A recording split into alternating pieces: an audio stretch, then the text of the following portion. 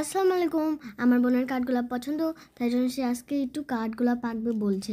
তারপর সে একটি ক্যানভাস নিয়ে নিল, ক্যানভাসটিকে কাট করে নিল। সে উপরের পেপারটিকে ছড়িয়ে তারপর সে একটু স্প্রে বোতল নিয়ে ছিটিয়ে দিল। তারপর সে কাঠগোলাপটা আঁকছে এখন। তারপর সে ফুলের কলিগুলো দিয়ে নিল। তারপর সে এভাবে একটু পাতাগুলো এঁকে নিল। এঁকে সে এর ভিতরে হলুদ কালার দিয়ে নিল। হলুদ কালার দেওয়ার পর ভিতর দিয়ে একটু হালকা হালকা করে নিল। তারপর সে বাইরে দিয়ে সাদা কালার করে নিল। সাদা কালার করার পর সে পাতাগুলোকে সবুজ করে রং করছে। তারপর সে রং করে নেওয়ার পর সে চারপাশ দিয়ে রং করে নিল।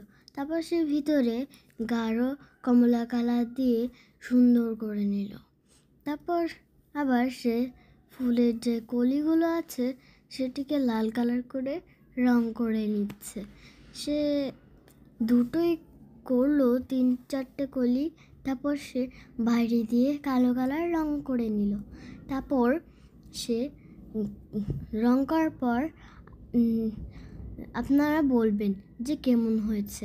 আপনাদের যদি কাঠগোলাপ পছন্দ হয়ে থাকে তাহলে আমাদের বলবেন, আমরা আরও আপনাদের দিব।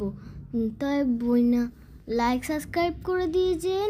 আর এই হলো আমাদের ফাইনাল লুক। Bye bye.